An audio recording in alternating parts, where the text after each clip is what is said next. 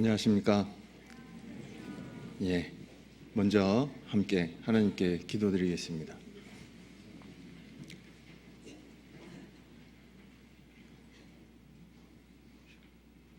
우리를 사랑하시는 거룩하시고 자비로우신 우리 아버지 하나님,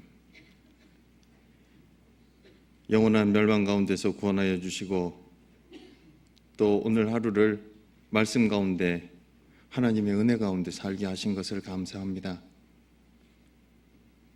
저희에게 베풀어 주신 그 많은 은혜들을 마음에 기억하게 해주시고 또 감사함으로 주님 앞에 허락되어진 하루하루를 주의 은혜를 누리고 살 수 있도록 저희의 발걸음 지켜주시고 또 인도해 주신 것을 믿고 아버지 하나님께 감사를 올립니다. 아버지 하나님, 저희에게 하나님을 사랑하는 마음을 더욱 갖게 하여 주시고 또 주의 말씀을 더욱 의지하는 마음을 갖게 하셔서 주님 앞에 서는 그날까지 충성된 모습으로 말씀을 의지하고 살 수 있도록 도와주시옵소서. 오늘 또 한자리에 모여서 말씀을 상고하는 이 귀한 시간을 허락하심을 감사합니다. 아버지 하나님의 말씀을 상고하는 가운데 저희 마음에 하나님의 은혜를 기록하여 주시고 그리고 주님 부탁하신 일, 복음 전하는 사명, 이 거룩하고 또 하나님의 은혜의 복음을 증거하는 일에 저희들 더 귀하게 사용해 주시기를 간절히 기도합니다.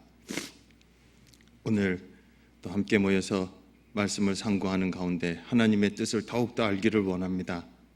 성령께서 함께 해주셔서 주의 말씀을 분별하여 알 수 있도록 도와주시고 마음의 감사함으로 오늘 돌아갈 수 있도록 도와주시옵소서. 각 가정에 어렵고 힘든 일들이 있습니다. 그 가운데 하나님의 역사하심을 보고 주의 뜻을 더욱더 바라볼 수 있도록 저희의 마음을 낮추어 주시며 하나님의 은혜를 더욱더 알 수 있게 도와주시기를 간절히 기도합니다. 지금 이 시간에 해외에서 수고하고 계시는 우리 목사님들 일행 일일이 기억해 주시고 그리고 함께 해 주시고 하나님의 은혜의 복음을 더욱더 담대히 증거하고 또 성령의 역사가 더욱 활발히 나타날 수 있도록 아버지 하나님 함께 해주시고 능력을 더해 주시옵소서. 오늘 함께 모여 말씀을 나누는 이 귀한 시간 주님께만 의탁하고 주님께만 도우심을 청합니다. 아버지 하나님 도와주시고 하나님의 영광이 나타나도록 친히 다스려 주시옵소서. 저희를 사랑하시는 우리 주 예수님 이름 받들어 감사하며 기도드렸습니다. 아멘. 성경 히브리서 11장을 찾으시겠습니다.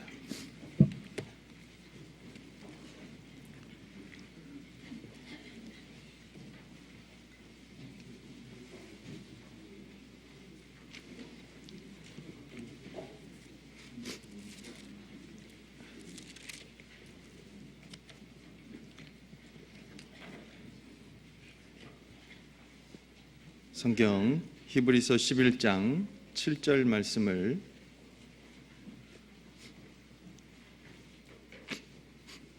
함께 읽으시겠습니다.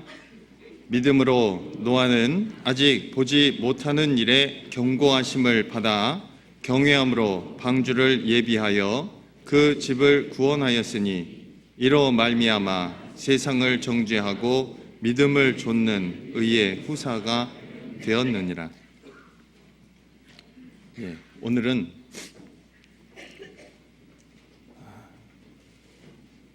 이 하나님의 심판의 경고를 듣고 그리고 하나님의 심판을 예비한 노아의 신앙의 모습을 통해서 마지막 때 앞으로 있을 또 심판을 예비하는 그리스도인의 모습을 우리가 되돌아보고 마땅히 가져야 할 모습이 어떠한 것인지 노아의 모습을 통해서 교훈을 함께 받고자 합니다. 성경은 하나님이 보시는 인류의 역사이기도 하고 또한 하나님이 보시는 죄에 대한 심판의 역사이다라고도 이야기할 수 있습니다. 이전에 예언의 말씀이 하나님의 심판의 말씀이 이루어진 것을 보게 되었다면 앞으로 일어날 심판에 대해서도 우리는 구체적인 증거를 갖고 있는 것이다 라고 이야기할 수 있습니다. 베드로후서 3장도 찾아보시도록 하겠습니다. 성경 베드로후서 3장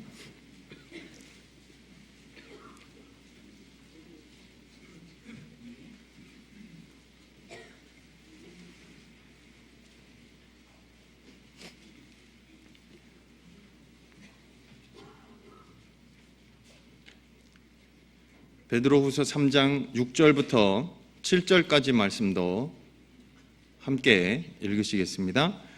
이로 말미암아 그때 세상은 물의 넘침으로 멸망하였으되 이제 하늘과 땅은 그 동일한 말씀으로 불사르기 위하여 간수하신 바 되어 경건치 아니한 사람들의 심판과 멸망의 날까지 보존하여 두신 것이니라. 이로 말미암아 그때 세상은 물의 넘침으로 멸망하였으되 노아 홍수 사건을 이야기하시는 걸 우리는 다 잘 압니다. 하나님은 어느 날 갑자기 심판을 우리 가운데 나타내시고 실행하시는 분이 아니지요. 미리 말씀하셨고 그리고 그 심판에 이르기 전에 미리 준비토록 하십니다. 노아의 시대도 그랬고 지금 우리 시대도 마찬가지입니다. 홍수의 사건의 진위성과 그리고 하나님의 말씀의 진실성을 찾아보려는 것이 아니라 이 물로 세상을 심판하시겠노라고 말씀하시고 그 말씀이 이루어지기까지 심판을 유보하시고 기다리시는 하나님 앞에 노아가 했던 모습을 통해서 우리 각 사람이 마지막 때 마지막 시대를 살고 있는 동안에 마음가짐을 어떻게 해야 할까? 오늘 함께 이야기하고 싶은 주제이기도 합니다. 이 노아 시대에 이 세상 사람들의 모습을 창세기 6장에는 자세히 설명하고 계시는데 이 노아 시대의 사람들의 모습을 하나님은 또 이렇게 말씀하시지요. 창세기 6장도 한번 찾아보시도록 하겠습니다.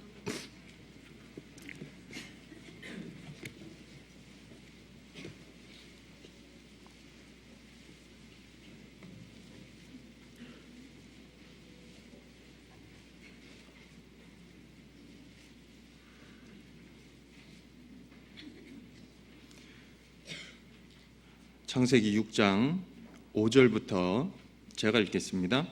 여호와께서 사람의 죄악이 세상의 관영함과 그 마음의 생각의 모든 계획이 항상 악할 뿐임을 보시고 땅 위에 사람 지으셨음을 한탄하사 마음에 근심하시고 가라사대 나의 창조한 사람을 내가 지면에서 쓸어버리되 사람으로부터 육축과 기는 것과 공중의 새까지 그리하리니 이는 내가 그것을 지었음을 한탄함이니라 하시니라. 하나님이 보실 때요, 이 물로 세상을 심판하실 때 이 세상 사람들의 모습을 죄악이 관영했다라고 말씀하십니다. 오늘 함께 나누고자 하는 주제가 워낙 익숙한 주제입니다. 그렇죠? 전도 집회 때 하도 많이 들어서. 그런데요, 이 심판을 준비하는 것은 또 심판의 경고를 듣고 하나님의 말씀을 따라서 하루하루 살아가는 모습은 노아 시대의 노아의 모습과 마지막 때 불심판을 앞두고 주의 임하심과 세상 끝에 무슨 징조가 있사오리까? 마태복음 24장에 제자들이 감람산에 앉은 예수님께 여쭈어 보았던 그 말씀들이 하루하루 다 이루어지는 것을 보고 있는 우리들에게는 같은 마음을 갖고 하나님을 만날 준비를 해야 하는 그런 마음이다라고 생각합니다. 이 노아 시대의 세상 사람들의 모습은 죄악이 관영해 있었습니다. 지금 우리 시대는 이 시대보다, 이 노아 시대보다 더하면 더했지 덜하지 않은 그런 죄악이 충만한 시대에 살고 있음이 분명합니다. 5절에 다시 보시면요, 여호와께서 사람의 죄악이 세상의 관영함과 그 마음의 생각의 모든 계획이 항상 악할 뿐임을 보셨답니다. 그럼 도대체 얼마나 사람들이 죄를 많이 지었고 또 얼마나 악한 죄를 많이 지었을까? 누가복음에 노아가 방주에 들어가던 날까지 사람들이 먹고 마시고 장가들고 시집가고 하더니 홍수가 나서 세상을 심판하였다고, 저희를 멸하였다라고 말씀하십니다. 특별히 악한 일을 하지 않았더라도 이들에게는 일상의 생활이 바빴고, 그리고 매일매일 무엇을 할까, 또 무엇을 먹을까, 오늘 하루는 무슨 일을 하면서 살을까에 대해서는 분주했을지 몰라도 이들 마음엔 하나님을 찾는 마음이 없었던 것을 성경은 죄악이 관영한 모습으로 또 말씀하고 계십니다. 가만히 생각해 보면 창조주 하나님을 무시하면 그 어떤 죄도 담대하게 지을 수 있겠다라고 생각합니다. 창세기 1장에 천지를 창조하시고 하나님은 보시기에 좋았더라 좋았더라라는 말씀을 반복해서 하십니다. 그런데 불과 몇 장이 지나고 나서 창세기 6장에는 세상에 사람 지으셨음을 한탄하셨답니다.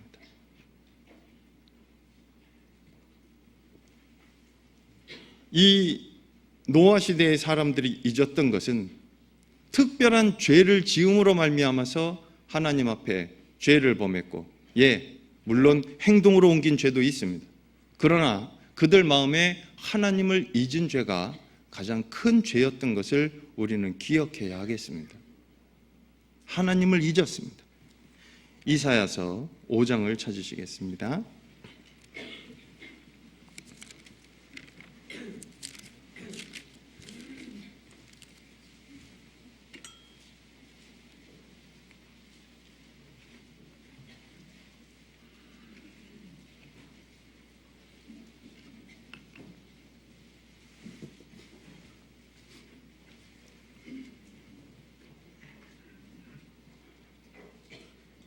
이사야서 5장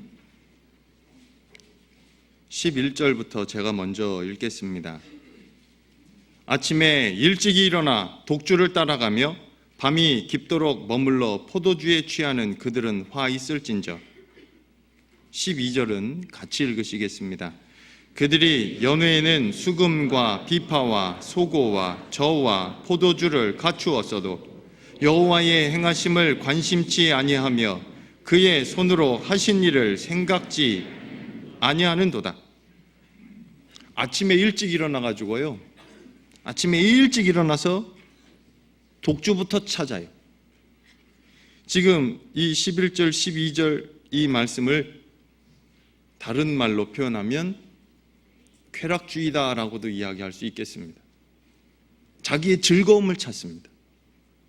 신령한 것을 위해서 창조되어진 하나님의 영광을 함께 누리고 살 수 있게 신령한 존재로 지음을 받은 사람이 하나님을 찾고 하나님께로부터 얻은 영광과 감사함으로 하나님 앞에 살아가는 것이 아니라 자기의 즐거움을 위해서 하루를 살아갑니다. 지금 우리 시대는 어떻습니까? 지금 우리 시대도 정말 너무너무 바쁩니다. 바빠서 말씀 들을 시간조차도, 전도 집회 참석하기도 바빠서 못 온다는 분들이 얼마나 많습니까? 그리고 아침에 일찍 일어나 독주를 따라가며 밤이 깊도록 머물러 포도주에 취하고 있습니다. 하나님의 은혜와 하나님의 영광에 취해야 할 사람들이 술에 취하고 쾌락에 취하고, 그리고 그로 말미암아서 12절에 그들이 연회에는 수금과 비파와 소고와 저와 포도주를 갖추었어도 자기의 즐거움을 위해서 준비하는 것은 다 준비해 놓습니다. 그런데 빠뜨린 게 있습니다. 그 다음이 문제입니다. 여호와의 행하심을 관심치 아니하며 그의 손으로 하신 일을 생각지 아니하는도다. 내 백성은 나를 찬송하도록 만드셨다라고 말씀하십니다.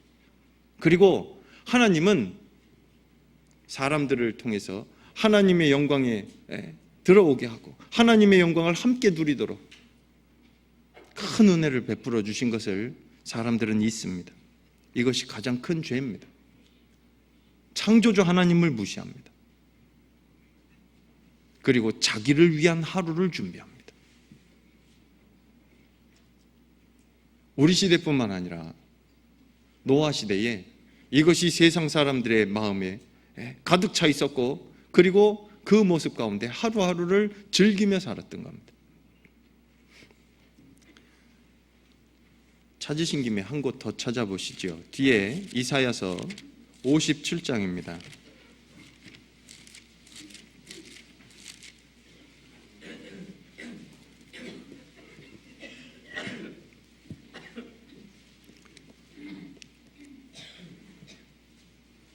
이사야서 57장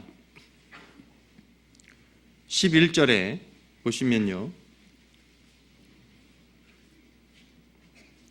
내가 누구를 두려워하며 누구로 하여 놀랐기에 거짓을 말하며 나를 생각지 아니하며 이를 마음에 두지 아니하였느냐.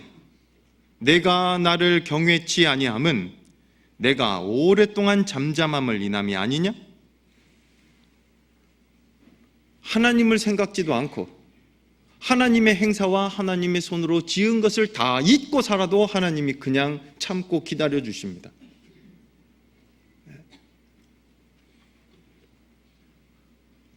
내가 오랫동안 잠잠함을 인함이 아니냐. 나를 생각지 않아도 하나님이 참고 기다려 주시는 그것을 노아 시대의 사람들은 그 하나님의 기다리심 자체를 무시한 겁니다. 그래서 시편에 보면 저희는 여호와의 행하신 일과 손으로 지으신 것을 생각지 아니함으로 여호와께서 파괴하셨다고요. 하나님이 흩어버리신 거예요. 하나님이 하신 일을 생각지 않은 겁니다. 그리고 베드로 후서에도 보면 주의 약속은 어떤 이에 더디다고 생각하는 것 같이 더딘 것이 아니라고 말씀하십니다. 그렇죠? 천년이 하루같이, 하루를 천년같이 참고 기다리시는 하나님의 인자하심과 오래 참으심을 무시하는 겁니다. 그래서 아무도 멸망치 않고 다 회개하기에 이르기를 하나님이 원하시는데, 그래서 구원받기를 원하시는 것인데 그것을 악용합니다. 노아 시대의 사람들의 모습이 그러했습니다. 우리 시대도 마찬가지입니다. 그리고 입으로는 하나님을 시인하지만 행위로는 부인하는 자입니다.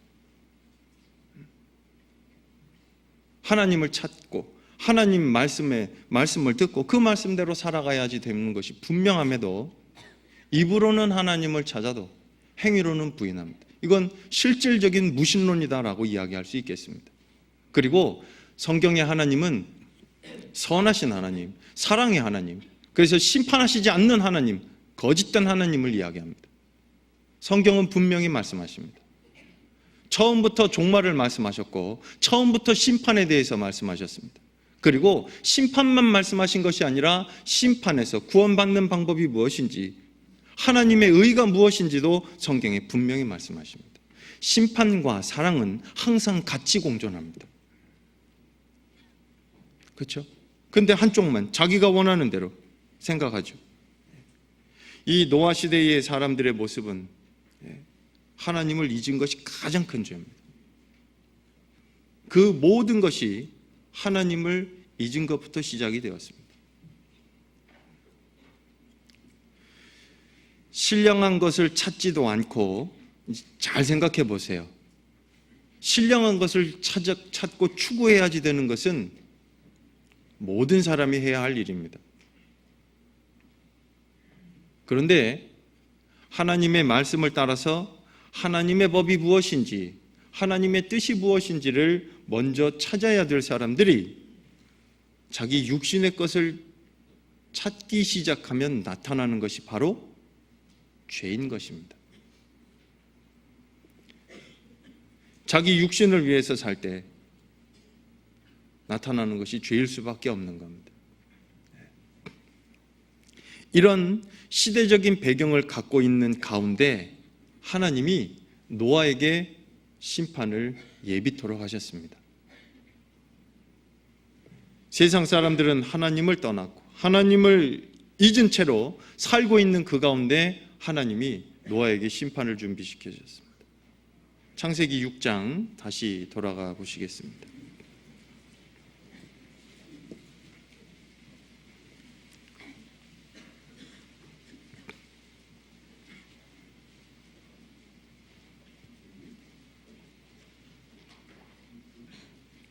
창세기 6장 8절부터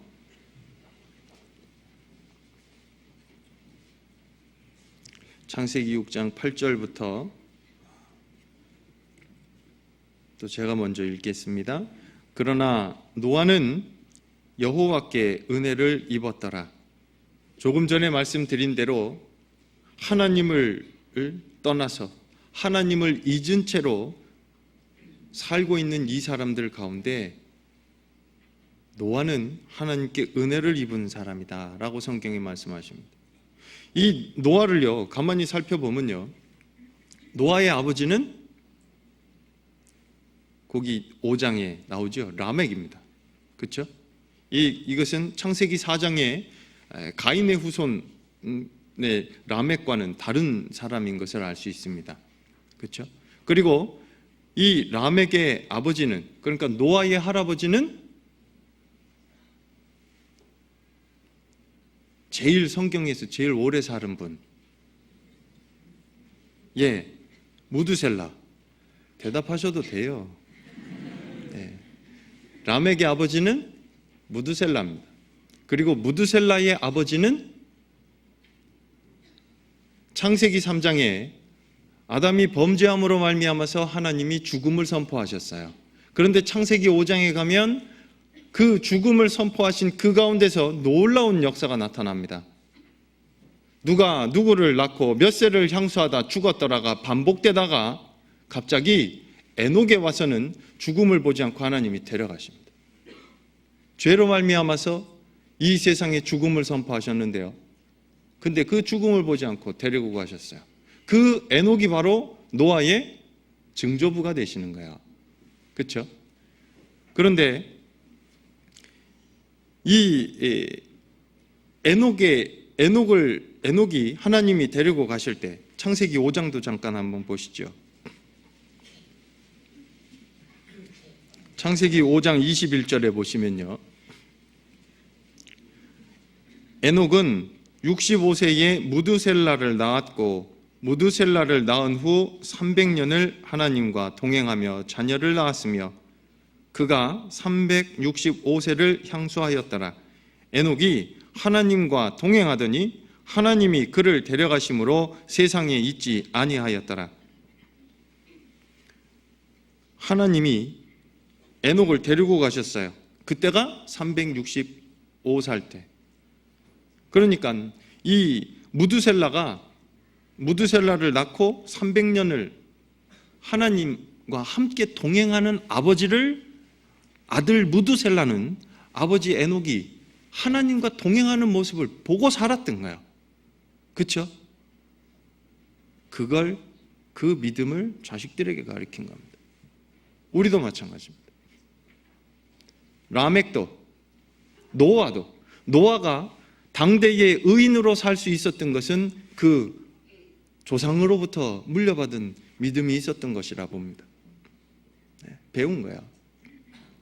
신앙을, 하나님을 섬기고 하나님을 믿고 하나님 말씀대로 사는 것, 그것을 배운 겁니다. 그리고 이 무드셀라의 이름의 뜻은 내가 죽으면 홍수가 있다라는 그런 뜻을 갖고 있잖아요. 그리고 이 무드셀라가 969살을 살아요. 이렇게 오래 살 수 있었던 것은 하나님이 심판을 계속, 창세기 6장에 보면 120년, 그들의 날은 120년이 되리라고 말씀하셨는데 심판을 선포하시고 실행하시기까지 120년을 또 유보를 시키시는 이 모든 과정이 이 무드셀라의 삶 가운데 포함되어 있는 것을 볼 수 있습니다. 라멕과 노아는 무드셀라에게 배운 거야. 그리고 하나님 앞에 의롭다함을 받을 수 있는 것은 사람의 공로가 아니라 전적으로 하나님의 은혜라는 것도 배운 겁니다.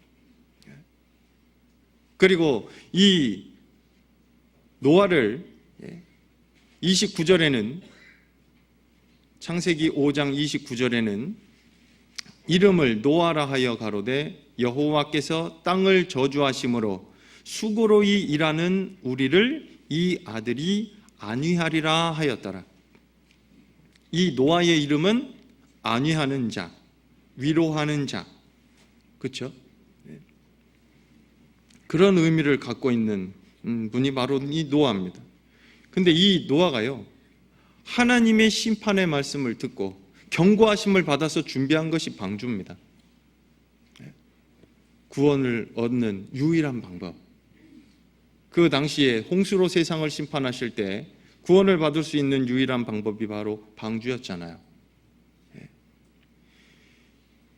하나님의 구원의 역사를 이 노아를 통해서 하나님이 이루어 가십니다. 이것은 죄로 말미암아서 심판받을 땅에서 하나님이 위로하시고 그리고 구원의 길을 이 노아를 통해서 세상 사람들에게 베풀어 주실 것을 이야기하신 거라 생각합니다. 그리고요, 이제 창세기 6장 9절로 가보시겠습니다.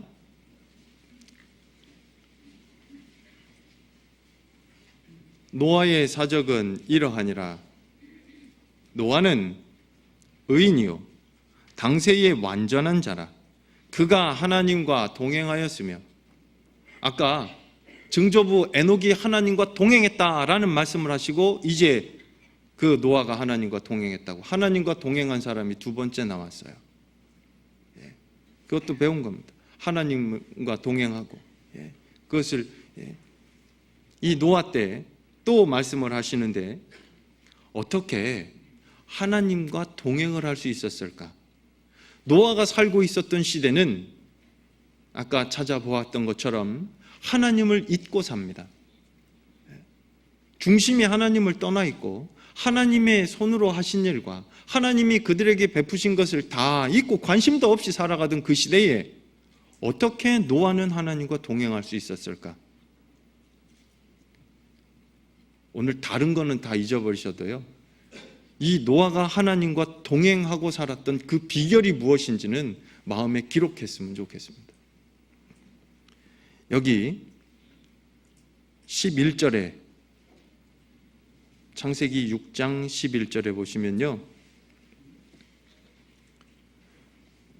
때에 온 땅이 하나님 앞에 패괴하여 강포가 땅에 충만한지라.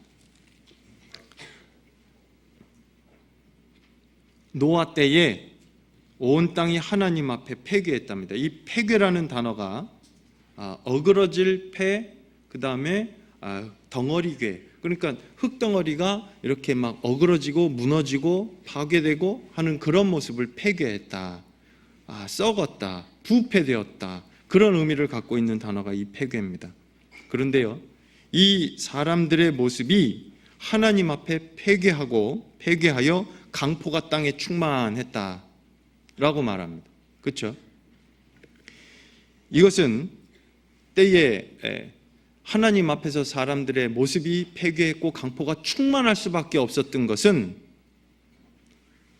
하나님을 잊고 있었기 때문에, 성경의 다른 표현으로는 하나님을 자기 앞에 두지 않게 되었을 때 사람의 삶 가운데 나타나는 모습이 패괴고 강포다라고 성경은 분명히 말씀하십니다. 여기 창세기 6장은 조금 이따 또 돌아올 겁니다. 표시해 두시고요, 시편 54편으로 가시겠습니다. 시편 54편에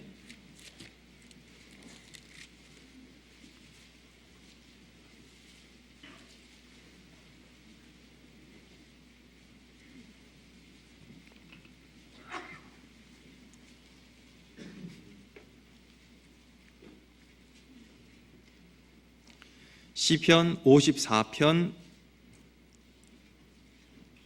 2절부터 제가 먼저 읽겠습니다. 하나님이여 내 기도를 들으시며 내 입의 말에 귀를 기울이소서. 외인이 일어나 나를 치며 강포한 자가 내 생명을 수색하며 하나님을 자기 앞에 두지 아니하였음이니이다. 이 시는요, 사울이 지금 다윗을 막 죽이려고 찾아다니잖아요.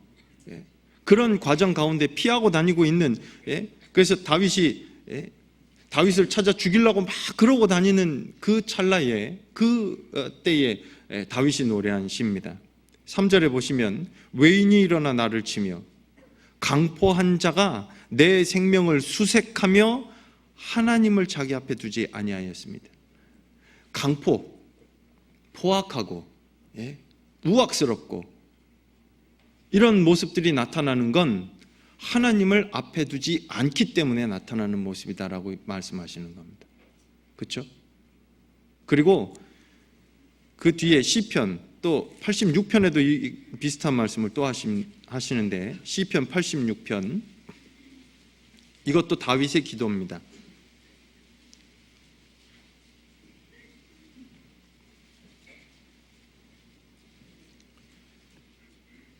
시편 86편 14절에도 보시면요,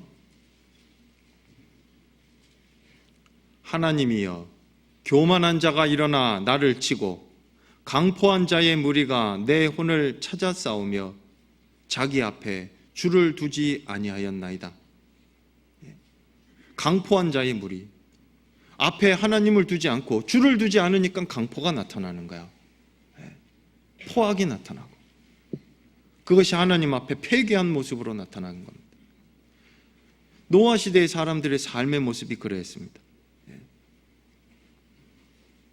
하나님을 인식하지 않고 산 겁니다. 지금 우리도 마찬가지입니다. 하나님을 우리의 삶 가운데 인식하지 않고 살게 된다면 우리의 모습도 이들과 다르지 않으리라 생각합니다.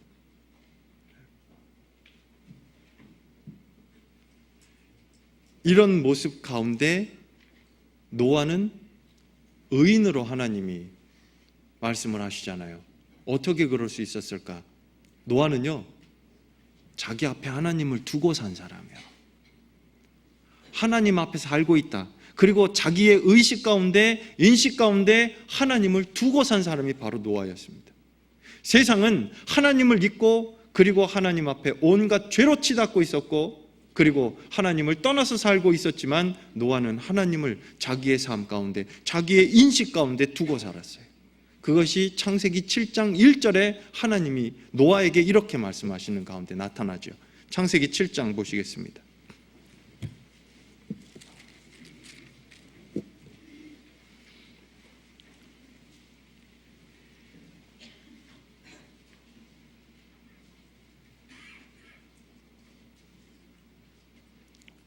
창세기 7장 1절에 보시면 여호와께서 노아에게 이르시되 너와 내 온 집은 방주로 들어가라. 나머지 말씀 같이 읽으시겠습니다. 내가 이 세대에 내 앞에서 의로움을 내가 보았음이니라. 하나님 앞에 의로움을 본 거예요. 하나님을 앞에 두고 살았어요. 하나님 앞에서 의로워요. 그럴 수 있었던 것은 이 노아의 인식 가운데, 노아의 삶 가운데 하나님을 앞에 두고. 근데 이건 노아뿐만이 아닙니다. 많은 믿음의 사람들은, 성경에 나타나는 하나님이 쓰신 사람들은 다 자기의 삶 가운데, 자기의 의식 가운데 하나님을 두고 산 사람들입니다. 다윗은 어땠습니까? 다윗은 하나님이 마음에 합한 자다라고 말씀하십니다.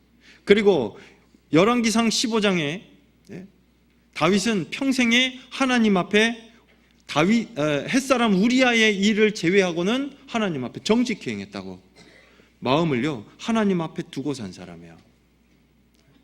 그래서 시편 16편에 보면 다윗은 노래합니다. 내가 여호와를 항상 내 앞에 모시며, 하나님을 자기 앞에 모시고 살았어요. 내 앞에 모시고 살았다고.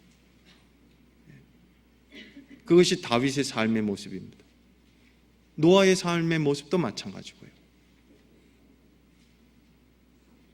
한 사람 좀 더 생각해 보면 야곱의 아들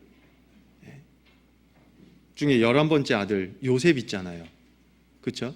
이 요셉 또한 자기의 삶 가운데 하나님을 두고 살았고, 그리고 하나님 앞에 살고 있다라는 것을 항상 기억했던 사람 같아요. 요셉이 중요한 일을 이야기할 때 가만히 살펴보면 하나님을 앞에 두고 사는 그런 모습을 계속해서 이야기합니다. 이 요셉이 형들의 미움을 받아서 형들에게 팔려가잖아요. 형들이 팔아버립니다. 미디안 상인에게. 그때 나이가 성경에 몇 살이래요? 17살. 그렇죠? 지금 17살이면 고등학생 정도 되겠습니다. 그렇죠? 그때 팔려갔습니다. 17살에 팔려갔는데, 그리고 바로 앞에 서게 되었을 때 나이는 30세에 이제 바로 앞에 서게 됩니다. 그렇죠? 요셉이 애굽왕 바로 앞에 설 때 30세라 창세기 41장에 나옵니다.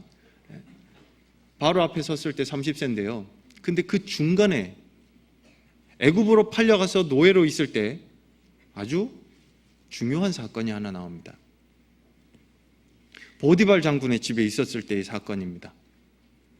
한번 잠깐 생각해 보시면요, 보디발 장군의 집에 있을 때 이 요셉이 준수했어요. 아담하고 또 준수했다고. 그러니까 보디발 장군의 부인이 이 요셉을 자꾸 유혹해요. 그렇죠? 그것을 성경을 한번 찾아보겠습니다. 창세기 39장입니다.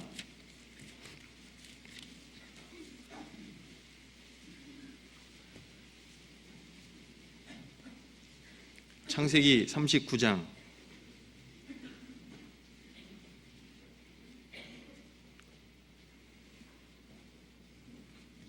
창세기 39장 7절부터 제가 읽겠습니다.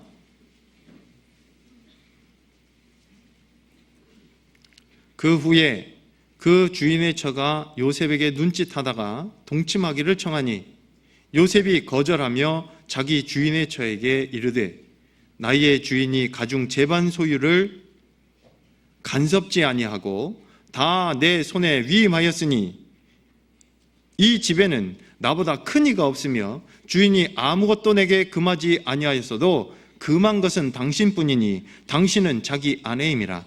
그런즉 내가 어찌 이 큰 악을 행하여 보디발께 득죄하리이까?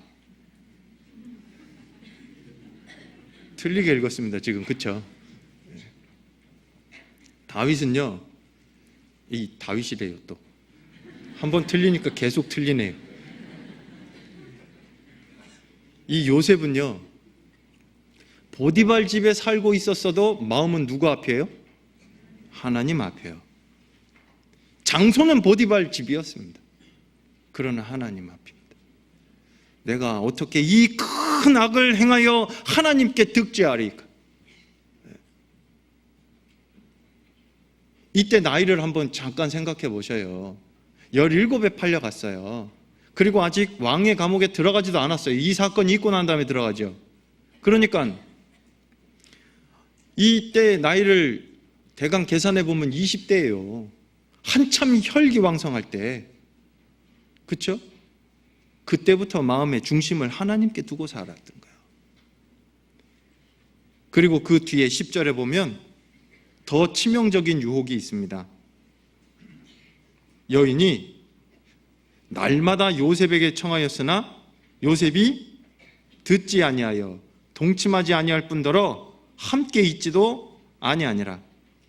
그러할 때에 요셉이 시무하러 그 집에 들어갔더니 그 집 사람은 하나도 거기에 없었더라. 그 여인이 그 옷을 잡고 가로되 나와 동침하자. 요셉이 자기 옷을 그 손에 버리고 도망하여 나가매. 다른 때는요, 사람이라도 있었죠. 근데 하필이면 이날은 아무도 없네. 어떻게 하실랍니까? 예? 아니, 둘이만요, 말만 맞추면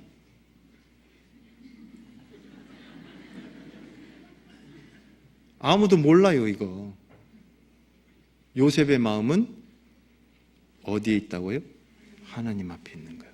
그러니까 같이 있지도 않고 듣지도 않고 그러더니 옷을 붙잡고 늘어지니까 옷 벗어놓고 도망갑니다, 그냥. 예? 아무도 없었는데 누군 계셨어요? 하나님은 계셨어요. 예? 하나님 앞에 살아요. 보디발 장군의 집에 있을 때도 이 요셉의 마음은 청년이 무엇으로 그 행실을 깨끗게 하리이까? 주의 말씀을 따라 삼갈 것입니다. 주의 말씀을 따라서 살았어요. 그리고 말씀이 시편에 보면 이 요셉을요, 말씀이 훈련했다고 되어 있습니다. 그 말씀을 찾겠습니다. 시편 105편입니다.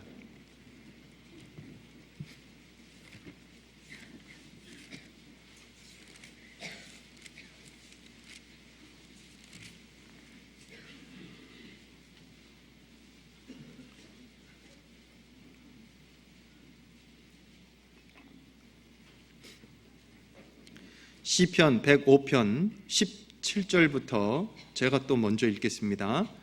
한 사람을 앞서 보내셨으며 요셉이 종으로 팔렸도다.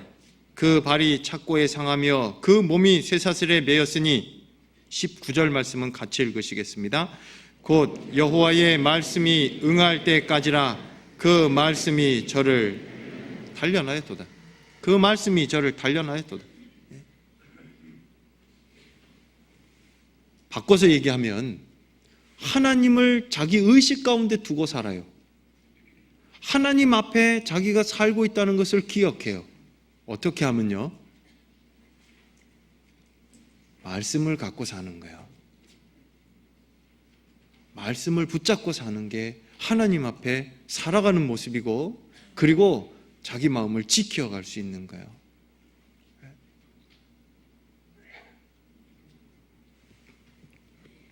그리고 이 요셉이요, 이제 이 일이 있고 난 다음에 이 보디발의 부인이 모함을 해가지고 왕의 감옥으로 들어가 버렸잖아요. 그리고 나서 30세의 왕 앞에 서게 됩니다. 그 후에 총리 대신이 된 후에 요셉의 형제들이 애굽 땅으로 곡식을 사러 옵니다. 그렇죠? 생각나시는 거죠? 예. 그런데 요셉의 형들을 만났을 때 요셉의 나이가 성경에 39살이라고 나옵니다. 풍년이 7년이 있었고 흉년 2년 차에 형들을 만나게 돼요. 그러니까 30에 총리 대신이 되고 풍년 있고 그 다음에 흉년 2년 차에 형들을 만나니까 39살에 이제 형들을 만납니다. 몇 살에 팔려가서요? 몇 년 만에 만난 거예요?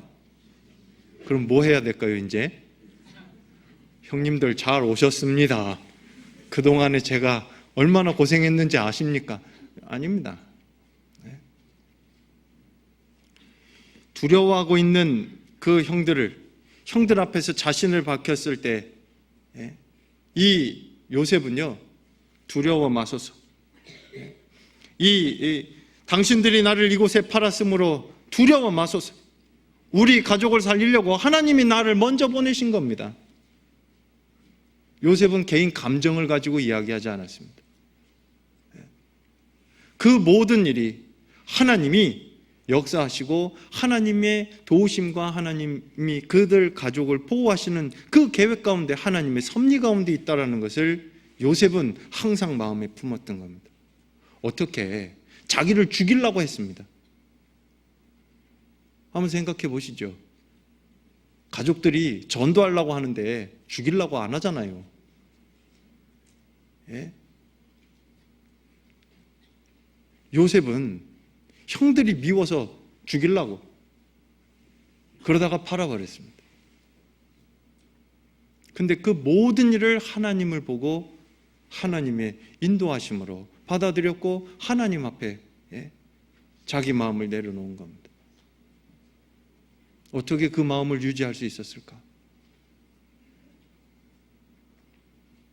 근데 결정적인 사건은요, 요셉의 중심이 또 한 번 더 드러나는데요, 아버지 야곱이 돌아가시고 나서 또 드러나요.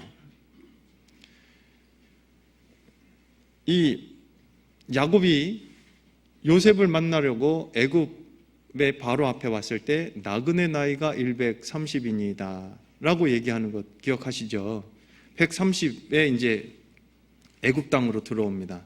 그런데 이 야곱이 죽었을 때 나이가, 성경 창세기 찾아보시죠.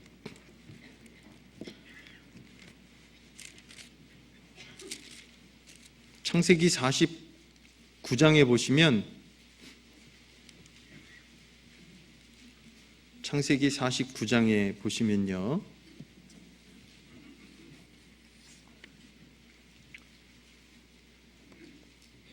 33절에 보시면 야곱이 아들에게 명하기를 마치고 그 발을 침상에 거두고 기운이 지나여 그 열조에게로 돌아갔더라. 이제 이 야곱이 죽는 그 모습인데요, 아들들 축복하고 그리고 그 기력이 다해서 죽는데요, 그때 나이가 창세기 47장 28절에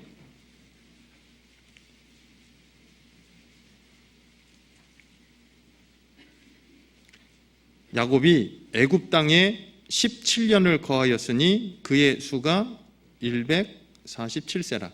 그러니까 애굽 땅에서 17년을 살다가 야곱이 죽은 겁니다. 그러면 이때 요셉의 나이는 56세가 되는 거죠. 지금 있는 대로 계산을 해보면. 그런데요, 아버지가 이제 돌아가셨어요. 나이도 꽤 먹을 만큼 먹었어요. 그리고 아버지 돌아가시고 나니까 제일 큰 걱정이 생긴 분들이 바로 형님들이에요.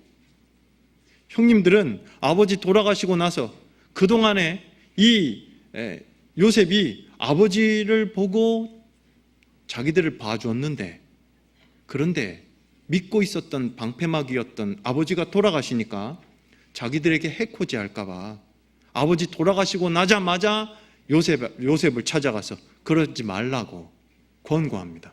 창세기 50장에 보셔요. 이때 요셉의 중심이 또 한 번 드러납니다. 창세기 50장 15절에 요셉의 형제들이 그 아비가 죽었음을 보고 말하되 요셉이 혹시 우리를 미워하여 우리가 그에게 행한 모든 악을 다 갚지나 아니할까 하고 요셉에게 말을 전하여 가로되 당신의 아버지가 돌아가시기 전에 명하여 이르시기를 너희는 이같이 요셉에게 이르라 내 형들이 내게 악을 행하였을지라도 이제 바라건대 그 허물과 죄를 용서하라 하셨다라 하셨나니 당신의 아버지의 하나님의 종들의 죄를 이제 용서하소서 하매 요셉이 그 말을 들을 때에 울었더라. 왜 울었을까요? 답답한 거야. 요셉은 이미 형들 만났을 때 17년 전에 그 모든 계획이 하나님의 섭리 가운데 이루어졌다라는 것을 분명히 이야기했습니다. 그런데 이 형들은요, 계속 아버지 얘기만 하고 있고 요셉 앞에서 두려운 마음으로, 하나님이 없어요.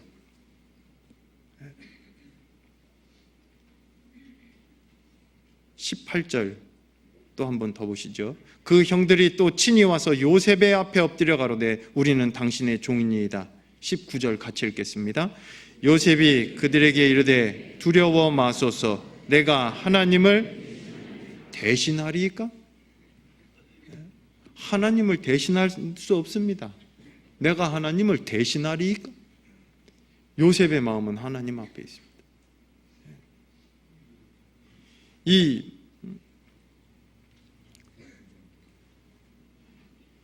하나님을 자기의 삶 가운데 두고 자기의 의식 가운데 두고 사는 것이 그렇지 않은 모습과는 극명하게 다른 모습이 나타나는 것을 우리는 성경을 통해서 곳곳에서 발견할 수 있습니다. 우리의 삶의 모습도 이와 같아야 합니다. 특히 심판의 경고를 듣고, 아까 우리 베드로후서 3장에 앞으로는요, 홍수 때 하나님이 세상을 심판하셨던 그 동일한 말씀으로 이제는 불사르기 위하여 간수하신 바 되었다라는 말씀을 우리는 믿음으로 받습니다. 그리고 하나님의 말씀으로 확실한 사실로 받아들입니다. 맞지요? 대답하셔도 되는데, 그렇죠? 그 경고를요 분명히 들었어요. 앞으로 잠깐 후면 하나님의 심판이 이 땅에 시작이 될 것을 보는 바로 직전의 시대에 우리가 살고 있다고 생각합니다. 이럴 때일수록 하나님의 말씀 앞에 우리가 더욱더 깨어서 말씀 앞에 우리 마음을 두어야 하고, 하나님 앞에 우리의 의식 가운데 더더군다나 하나님을 두고 사는, 말씀을 의식 가운데 자꾸 기억나게 하고 그 말씀 가운데 살아가려고 노력하는 것이 하나님의 말씀을 믿는 사람으로 하나님의 심판이 어떠한지를 보고, 그리고 하나님의 사랑이 무엇인지를 분명히 깨달은 사람으로 해야 될 일 아니겠습니까? 이걸 잊게 되어지면, 이걸 잊게 되면요, 하나님을 우리의 삶 가운데 의식적으로 두지 않으면 우리는 금방 타협하는 모습으로 들어가 버리고 말아요. 운전하실 때 요즘엔 곳곳에 CCTV 그 감시 카메라 있잖아요. 보면 어떻게 하세요? 일단 조심합니다. 안 찍히려고. 하나님이 카메라보다도 못해요. 우리의 삶 가운데 그건요 잘못된 마음이에요. 교통 감시 카메라를 보면 속도도 줄이고 그리고 잘 해보려고 하는데, 말씀을 마음에 두지 않으면 하나님 앞에 우리가 살고 있다 하는 이 의식을 자꾸 잊게 되어지면, 그러면 우리의 삶은 자꾸 죄로 채워질 수밖에 없습니다.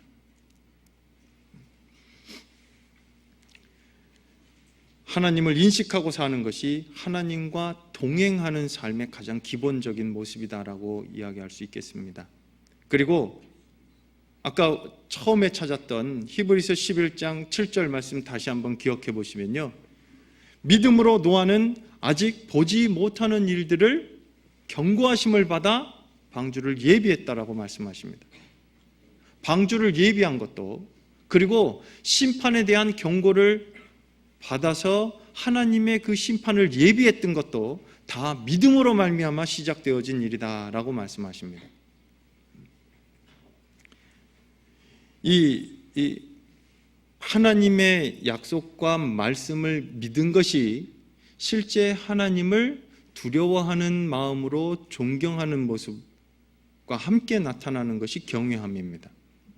방주는, 재질은요, 하나님이 창세기에 말씀하신 대로 잣나무로, 원어는 고페르라고 되어 있는데요, 그 잣나무로 만들어졌습니다.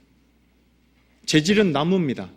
그러나 또 하나의 재료가 경외함이었습니다. 경외함으로 방주를 예비한 겁니다. 그렇죠?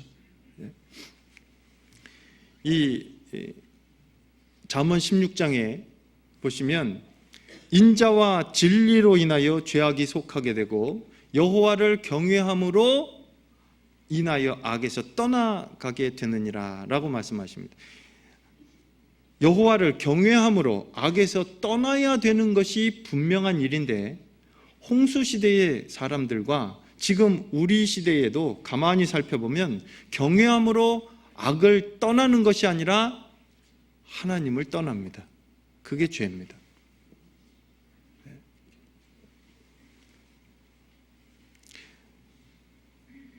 이 하나님을 경외하는 사람들, 그 사람들에게는 하나님이 언약을 저희에게 보여주신다라고 말씀하시지요. 시편 25편입니다.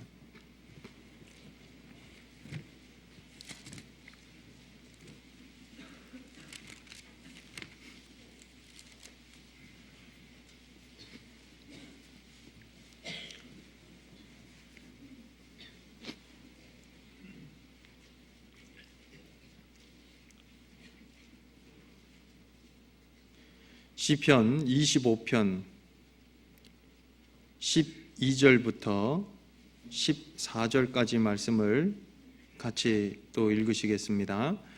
여호와를 경외하는 자 누구뇨? 그 택할 길을 저에게 가르치시리로다. 저의 영혼은 평안히 거하고 그 자손은 땅을 상속하리로다. 여호와의 친밀함이 경외하는 자에게 있으며 그 언약을 저희에게 보이시리로다.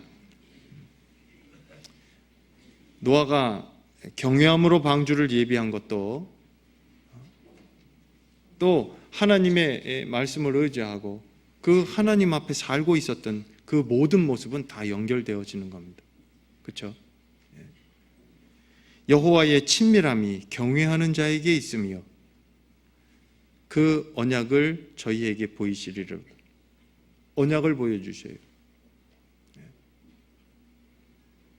노아가요, 하나님이 노아에게 심판을 말씀하셨어요. 땅과 함께 멸하겠다고. 코로 생명의 기식을, 코로 호흡하는 모든 생명들을 땅과 함께 하나님이 멸하시겠다라고 선포하십니다. 노아는요, 한 번도 본 적 없는 얘기입니다. 들어본 적도 없습니다. 근데 어떻게 그걸 준비했을까요? 그게 믿음이에요. 믿음으로 말미암아 준비한 겁니다. 보이는 세상 가운데 살면서 보이지 않는 영광을 위해서 하루하루를 살아가는 사람들, 그게 그리스도인의 모습이죠. 노아도 마찬가지였습니다.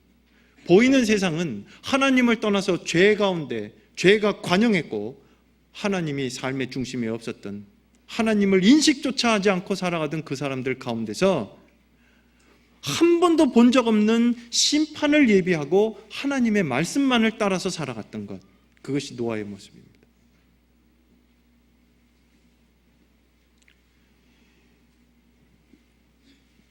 이 보이지 않는 심판을 보이는 것처럼 준비했어요. 그래서 우리가 믿음으로 행하고 보이는 것으로 행하지 아니하였다라고 말씀하시는 것처럼 노아가 하나님 앞에 그리했던 겁니다. 이 믿는다는 것이요, 노아가 믿음으로 행했다라는 그것이 보지 못한 일에 대한 경고를 받은 겁니다. 받아들인 겁니다. 그걸 이론적으로 자기의 이성을 가지고 분별해서 파악하고 그리고 그것을 알아본 것이 아니라 하나님의 말씀을 받아들인 거였습니다. 우리도 마찬가지입니다. 민수기 21장에 있는 노뱀 사건을 보면서도 아니 어떻게 불뱀에 물렸는데 노뱀을 보고 살 수 있을까? 이성의 판단으로는 도대체 이해 안 되는 얘기입니다. 그리고 세상 사람들의 죄악을 하루에 제하시겠다라는 말씀도 이성의 판단으로는 도대체가 이해가 안 되는 말입니다. 그러나 하나님이 우리에게 베풀어 주신 은혜를 받아들이기만 하면 그 모든 것은 이해됩니다. 그 모든 것은 우리의 것이 될 수 있습니다. 그죠? 광야에서도요, 장대에 다른 노뱀을 본즉 살았습니다. 그리고 나면서부터 곁길로 나아갔고 나면서부터 하나님과 원수로 살았던 우리들이 예수 그리스도 안에서 새 생명을 얻게 되었고 하나님의 은혜로 말미암아 의롭다함을 입을 수 있었던 것은 예수 그리스도를 받아들였기 때문입니다. 그렇죠? 영접하는 자, 곧 그 이름을 믿는 자들에게는 하나님의 자녀가 되는 권세를 주셨다라고 말씀하시죠. 영접하는 자, 그 영접한다라는 것이 받아들이는 거예요. 그렇죠? 예수 그리스도를 받아들인 거예요. 하신 일을 받아들였습니다. 이해는 되어지지 않았지만 심판에 대해서 노아는 믿음으로 준비합니다. 그리고 이 믿음으로 준비할 때 가만히 생각해 보면요, 노아가요 하나님의 말씀을 듣고 이제 방주를 준비하기 시작합니다. 나무도 베와야 할 거고 그 큰 배를 준비를 하는 데 있어서 많은 수고도 있었을 거야. 그런데 오늘 이제 노아의 하루라고 생각해보고 한번 생각해 보시죠. 아침에 노아 뭐 할까요? 방주 만들어요. 점심 먹고 뭐 할까요? 저녁에는요? 밤에 자고 그 다음 날은요? 심판을 예비하는데 마음을 두고 있었어요. 물론 이 노아의 삶이 항상 하나님의 말씀을 듣고 이제 그 심판이 실행되기 전까지 노아는 하나님의 말씀으로 심판을 준비하는 그 방주를 만드는 것이 노아의 믿음이었고 노아의 현실이었습니다. 우리의 삶도 마찬가지입니다. 베드로전서 3장에 보시면요. 베드로전서 3장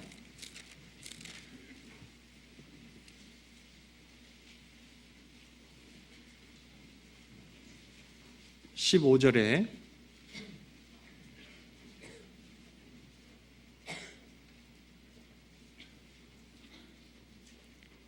베드로전서 3장 15절부터 16절까지를 같이 읽으시겠습니다. 너희 마음에 그리스도를 주로 삼아 거룩하게 하고 너희 속에 있는 소망에 관한 이유를 묻는 자에게는 대답할 것을 항상 예비하되 온유와 두려움으로 하고 선한 양심을 가지라. 이는 그리스도 안에 있는 너희의 선행을 욕하는 자들로 그 비방하는 일에 부끄러움을 당하게 하려 함이라. 노아 때도 마찬가지였습니다. 노아의 삶의 중심은 하나님의 말씀, 그 경고하신 그 말씀이 노아의 삶을, 매일매일의 삶을 계획하게 했고 살아가게 했습니다. 심판을 준비하는, 방주 만들고. 사람들이 볼 때는요, 세상에 하나님의 말씀을 믿지 않는 사람들이 볼 때는 그보다 더 어리석은 일은 없었으리라 생각합니다. 노아 미쳤다. 무슨 심판이 있다고 하냐. 그리고 노아가 방주를 만드는 것도 조롱도 했을 거고요. 그럼에도 불구하고 노아는 방주를 다 만들었습니다. 필했습니다. 하나님이 노아에게 명령하신 그 명령을 다 준행했습니다. 믿음으로 준행한 거야. 창세기 6장과 창세기 7장에는 노아가 하나님의 명령, 하나님이 자기에게 명하신 대로 다 준행했다라는 말씀이 반복해서 2번 나옵니다. 노아에게 명령하신 그 사명을 노아는 하나님의 말씀을 붙잡고 사람들이 뭐라 하든 상관없습니다. 그 명령을 준행하는데 온통 초점이 맞춰져 있었고 그 명령을 준행하는데 하루하루를 살아갔던 겁니다. 그게 바빴어요, 노아에겐.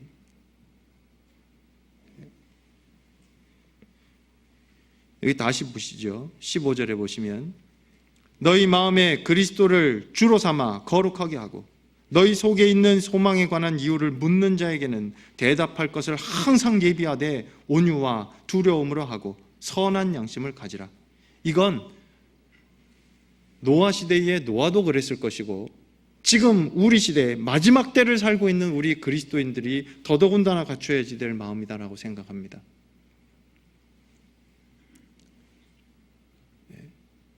왜 말씀 앞으로 모이기를 힘쓰고 또 한 영혼이라도 복음을 전하려고 그 많은 수고를 무릅쓰고 희생도 마다 않고 왜 그렇게 수고하십니까?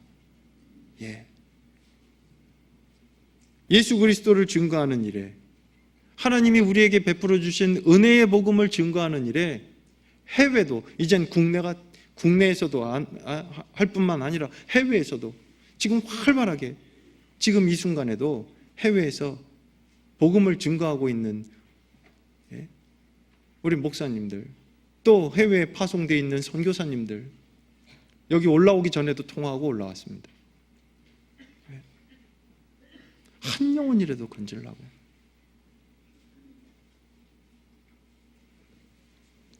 그 일을 하는 가운데요, 비방하는 사람도 있어요. 노아 시대에도 그랬을 거고요. 그러나 하나님이 부탁하신 일은 그렇다고 빼놓고 할 수 없습니다. 반드시 해야 합니다. 우리에게 부탁하신 사명입니다. 그렇죠? 노아가 하나님의 심판을 준비했던 것처럼. 그런데 한번 가만히 좀 생각해 보시죠. 노아에게 명령하신 그 명령을 노아가 이해하고 준행했을까요? 창세기 6장으로 돌아가 보시겠습니다. 창세기 6장에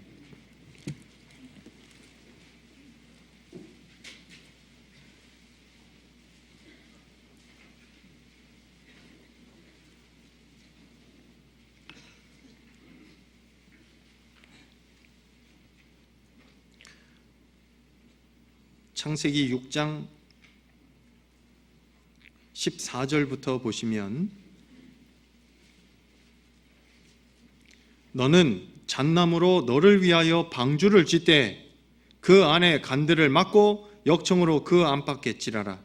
그 방주의 제도는 이러하니 장이 300규빗, 광이 50규빗, 고가 30규빗이며 거기 창을 내되 위에서부터 한 규빗에 내고 그 문은 옆으로 내고 상중하 3층으로 할지니라. 내가 홍수를 땅에 일으켜 무릇 생명의 기식 있는 육체를 천하에서 멸절하리니 땅에 있는 자가 다 죽으리라. 그러나 너와는 내가 내 언약을 세우리니 너는 내 아들들과 내 아내와 내 자부들과 함께 그 방주에 들어가고 혈육 있는 모든 생물을 너는 각기 암수 한 쌍씩 방주로 이끌어들여 너와 함께 생명을 보존케 하되 새가 그 종류대로 육축이 그 종류대로 땅에 기는 모든 것이 그 종류대로 각기 둘씩 내게로 나아오리니 그 생명을 보존케 하라. 이 명령을요, 노아가 얼마만큼 이해하고 하나님의 말씀을 준행을 했을까요? 그 명령을 다 지켰을까요? 이해하고 한 게 아니에요. 하나님 방주를 만들라고 하셔서 만들기는 하겠는데요, 근데 좀 크지 않아요? 138m 요즘 얘기로 하면, 그렇죠? 4층 건물 높이에 해당되고요, 폭은 25m, 굉장히 큰 배입니다. 그리고 더더군다나 이해 안 되는 것은 상중하 3층으로 칸을 막고 그 안에 식물들, 먹을 식물들 갖다 저축하고, 그것도 하라니까 할 수는 있어요. 근데 짐승들 한 쌍씩 이끌어 드리래요. 이 명령 받은 날부터 노아가 짐승들, 무슨 짐승이 몇 종류가 있으며 앵무새는 몇 종류, 조사 안 하잖아요. 이해하고 한 게 아니에요. 노아가 만들면 하나님이 방주로 짐승들을 이끌어 들이시는 거예요. 전도 집회할 때 보면요, 이걸 많이, 가끔 가다, 많이는 아니고요, 가끔 물어보시는 분이 있어요. 어떻게 노아가 그거 방주 만들기도 바쁜데 가갖고 짐승 잡아봐요? 성경을 오해하신 거예요. 노아가 잡아온 게 아니라 하나님이 이끌어 들이셨어요. 이 중요한 겁니다. 노아는 하나님의 명령을 들었을 때 자기의 생각을 주장한 것이 아니라 하나님의 명령을 준행했을 뿐입니다.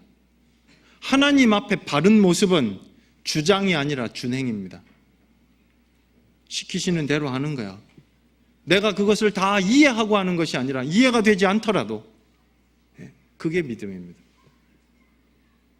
믿음의 모습은 우리의 이성적인 판단과 또 그리고 나의 경험 가운데 들어있지 않습니다. 청교도들 중에, 청교도들에 관한 책에요, 이런 내용이 있더라고요. 이성이 걸어갈 수 없는 곳에 믿음은 헤엄쳐서 갑니다 라는 말이 있더라고요. 이해하고 하는 게 아닙니다. 하나님의 명령을 따라서 그저 할 뿐입니다.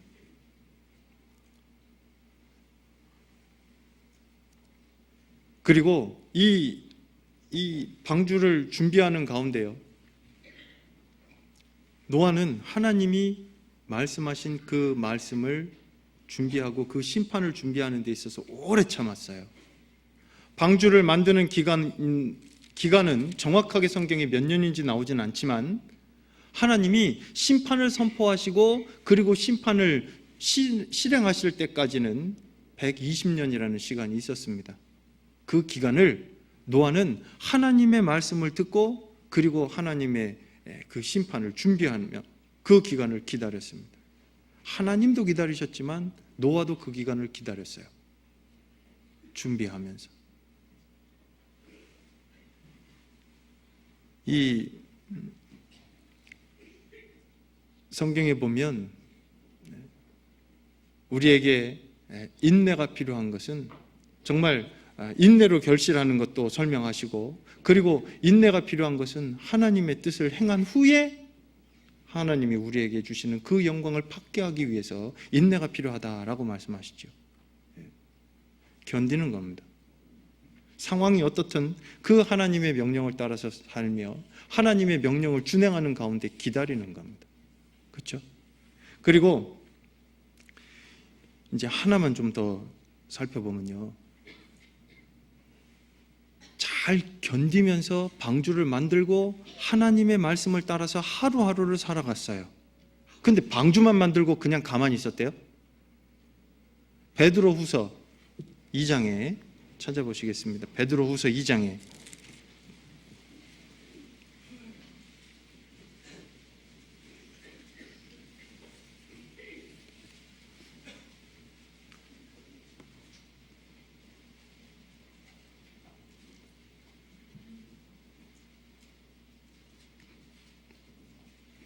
베드로후서 2장 5절 말씀을 같이 읽으시겠습니다. 옛 세상을 용서치 아니하시고 오직 의를 전파하는 노아와 그 7 식구를 보존하시고 경건치 아니한 자들의 세상에 홍수를 내리셨으며, 여기 보시면 옛 세상을 용서치 아니하시고 오직 의를 전파하는 노아와 그 7 식구를 보존하시고, 노아는 방주를 만들면서 의를 전파했다라고 말씀하시죠. 의를 전파했습니다. 하나님의 심판을 선포한 겁니다. 지금 우리와 같아요. 복음을 전하고, 이 노아 시대에는 하나님이 심판하신다, 그리고 그 심판에서 구원받으려면 방주에 타야 된다. 지금은요, 예수 그리스도 안에서 하나님이 용서해 주신 걸, 그리고 예수 그리스도 안에서 하나님이 우리를 의롭다 하신 것을 지금 전합니다. 그렇죠? 같은 거예요. 근데 이제 하나 좀 생각해 보시죠. 노아만 한 게 아니라, 그리고 의를 전파할 때 노아뿐만 아니라 노아의 7 가족들, 노아를 포함해서 8 가족을 하나님이 함께 쓰셨어요. 그렇죠? 방주를 만들 때도, 그리고 방주에 탄 사람도 8명이 탔습니다. 그건 그 시대에 믿었던 사람, 하나님의 그 말씀을 믿었던 사람이 8명밖에 없다라는 뜻입니다. 믿었으면 탔을 테니까요. 그렇죠? 그런데 하나님의 심판은 누가 들은 거예요? 8명 다 모아놓고 하나님이 말씀하신 게 아니라 노아에게 말씀하셨잖아요. 노아에게 하나님이 말씀하셨어요. 그런데 그 말씀을 가족들에게 하나님이 이제 앞으로 심판하신단다. 그 자식들이요, 아버지가 하나님의 심판을 들었고, 그리고 그 하나님의 심판을 예비하는 일이 무엇인지를 분명히 들었을 때 같이 동참하고 그 일을 같이 했습니다.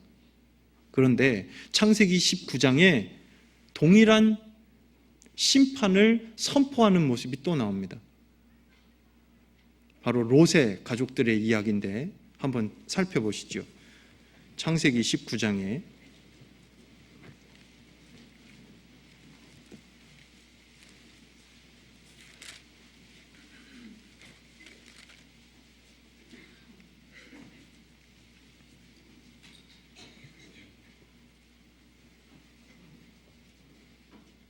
창세기 19장 12절부터 제가 먼저 읽겠습니다. 그 사람들이 롯에게 이르되 이 외에 내게 속한 자가 또 있느냐? 내 사위나 자녀나 성중에 내게 속한 자들을 다 성 밖으로 이끌어내라. 그들에 대하여 부르짖음이 여호와 앞에 크므로 여호와께서 우리로 이곳을 멸하러 보내셨나니 우리가 멸하리라. 롯이 나가서 그 딸들과 정혼한 사위들에게 고하여 이르되 여호와께서 이 성을 멸하실 터이니 너희는 일어나 이곳을 떠나라 하되, 나머지 말씀 같이 읽으시겠습니다. 그 사위들이 농담으로 여겼더라. 심판의 선포는 두 집안에 동일하게, 하나는 물심판이었고요, 하나는 소돔 고모라가 불로 심판받게 되어질 것을 선포하셨습니다. 근데 왜 노아의 가족은 방주를 짓는 데 동참해서 그 방주에 타게 되었고 이 롯의 사위들은 왜 농담으로 여기고 믿지 않았을까요? 롯과 노아의 차이입니다. 평상시에 어떻게 하고 있었는지 이것이 결판나는 겁니다.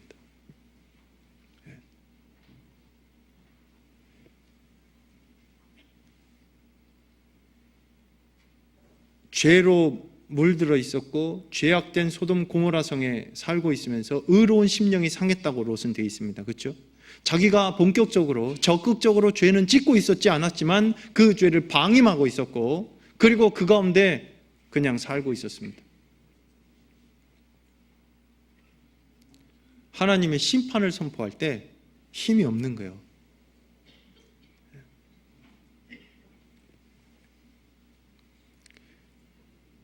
노아의 가족은 노아가 하나님의 심판의 말씀을 듣고 그리고 그 하나님의 심판을 예비하는데 가족들이 다 같이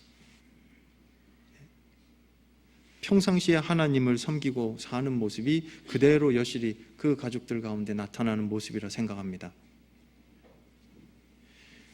그리고 또 하나만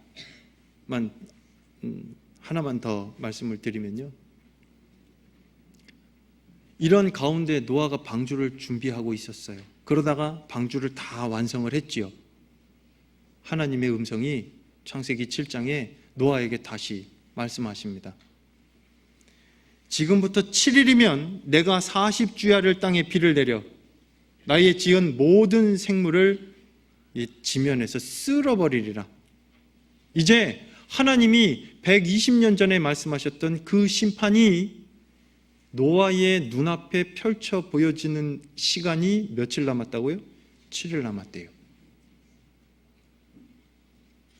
그 말씀을 또 들었어요. 노아 마음이 어떨까요? 급한 겁니다, 이제. 그리고 또 있어요. 하나님이 만들으라고 해서 방주를 크게 지었고, 그리고 식물들, 먹을 식물들 다 준비하라 해서 다 말씀하신 대로 다 준행했습니다. 근데 아직 짐승들은 안 왔는데 어느 날 갑자기 짐승들이 한 쌍씩 나와서 방주에 타기 시작했습니다.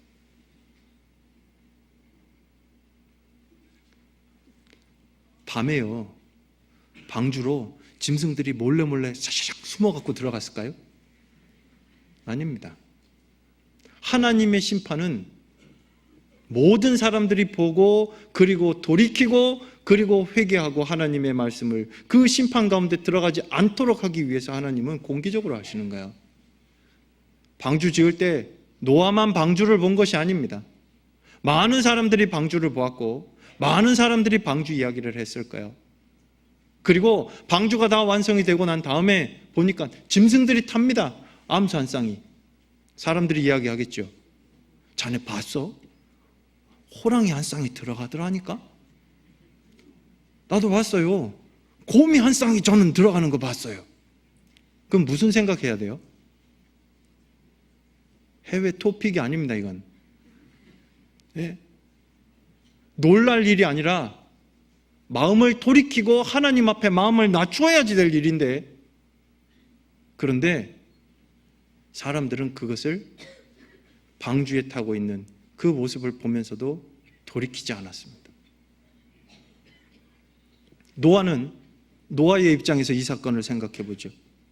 노아는요, 하나님의 말씀이 이제 심판하신대요. 그러더니 짐승들도 타요. 얼마나 급했을까요? 예? 노아에게 지금 의를 전파하고 하나님의 심판이 임박했다라는 것을 이야기할 수 있는 시간이 7일밖에 남지 않았어요. 우리는 어떻죠? 마태복음 24장과 누가복음 21장에 예수님 재림하시기 직전에 일어날 모든 징조들을 우리는 다 보고 있는 시대입니다.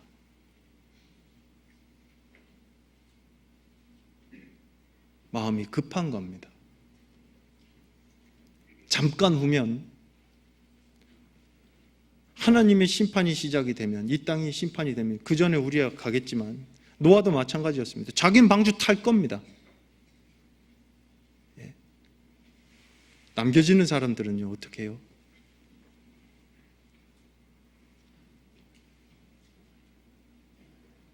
우리 마음이 지금요, 매일매일 텔레비전이나 신문이나 이런 데 나타나는 그런 정말 마지막 때를 알리고 있는 그 경고의 음성을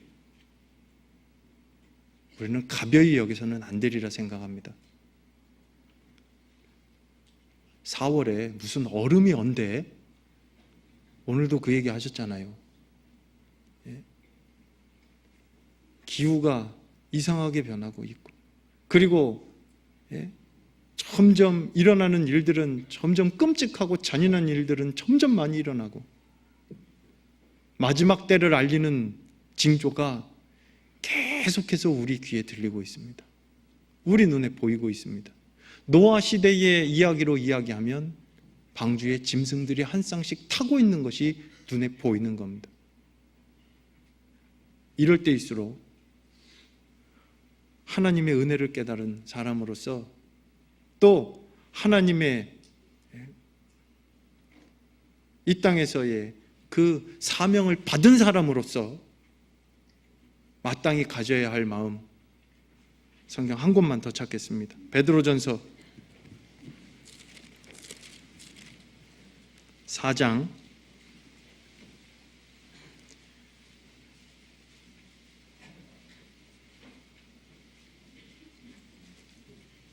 7절에, 베드로전서 4장 7절입니다.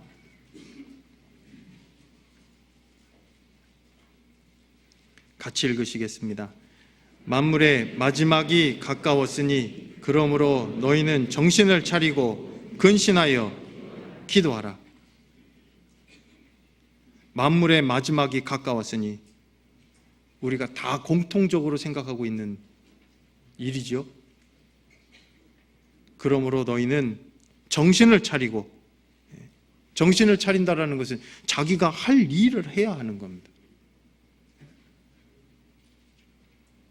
내 위치에서 해야 할 역할을 하면서, 그리고 가장 중요한 건 예수 그리스도를 전하는 일. 하나님의 은혜의 복음이 무엇인지, 구원받는 길이 무엇인지를 증거하고 전하는 일, 이것이 우리가 해야 할 일 아니겠습니까? 우리에게 부탁하신 일입니다. 그리고 근신하여 기도하라. 마음을 무디게 가질 때가 아닙니다. 잠깐 후면 오시리가 오시리니 지체하지 아니하시리라고 말씀하셨고, 그리고 주님 앞에 서는 그날 우리에게는 칭찬과 영광과 존귀가 기다립니다. 그러나 이 땅에 두고 가는 분들은 심판 가운데로 들어가는 거예요. 그냥 있을 수 없어요. 그냥 두고 갈 수 없죠. 마지막 때 이 심판을 준비했던 이 노아의 모습을 통해서 우리 각자가 하나님 앞에 어떠한 마음으로 살아야 할까 하는 것을 다시 한번 마음에 새기고, 그리고 또 하루하루를 하나님의 은혜 가운데 살아갔으면 좋겠습니다. 잠깐 후면 주님 앞에 서게 됩니다. 같이 기도하시겠습니다. 우리를 사랑하시는 아버지 하나님, 저희에게 베풀어 주신 많은 은혜들 저희들 잊지 아니하고 또한 부탁하신 사명을 온전히 감당할 수 있게 아버지 하나님 도와주시기를 기도합니다. 머지않아 주님 앞에 서게 될 날을 기다립니다. 칭찬과 영광과 존귀에 합당한 모습으로 설 수 있도록 저희의 남은 삶을 주관해 주시고 하나님의 영광이 나타나도록 아버지 하나님께서 친히 다스려 주시옵소서. 저희에게 부탁하신 모든 일들 온전히 감당할 수 있도록 능력도 더해 주시고 하나님을 사랑하는 마음도 더욱 갖게 하여 주시기를 간절히 기도합니다. 저희를 사랑하시는 우리 주 예수님 이름으로 감사하며 또 간절히 기도드렸습니다. 아멘. 찬송하시겠습니다. 찬송가 541장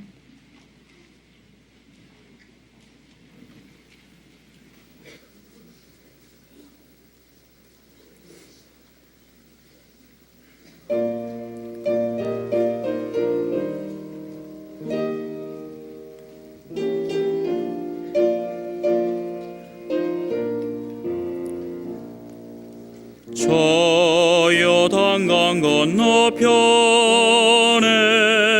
찬란하게 베는 집 예루살렘 새 집에서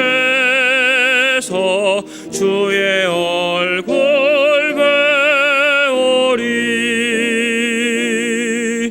빛난 하늘 그 집에서 주의 얼굴 배우리 한량없는 영광 중에 주의 얼굴 배우리 주가 내게 부탁하신 모든 역사 마친 후 예비하신 그 집에서 주의 얼굴 배우리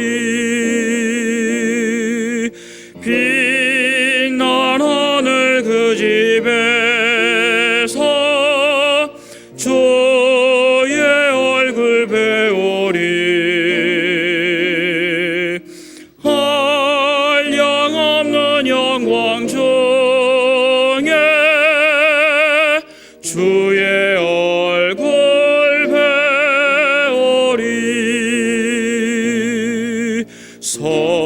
성도들이 함께 모여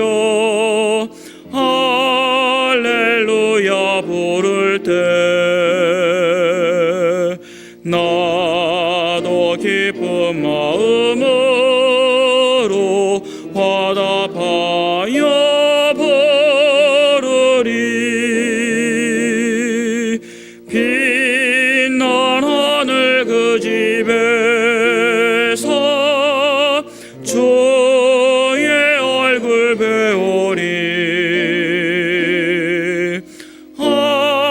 한량없는 영광 중에 주의 얼굴 배우리 이 세상에 사는 동안 주의 일을 힘쓰고 썩을 장막 떠날 때에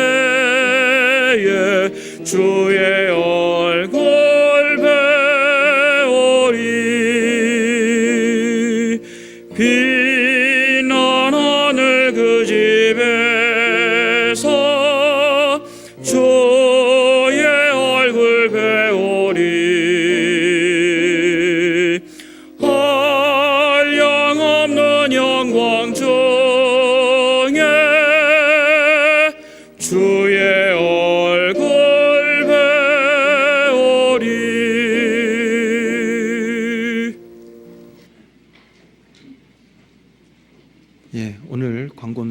없습니다. 마치겠습니다. 안녕히 돌아가시기 바랍니다.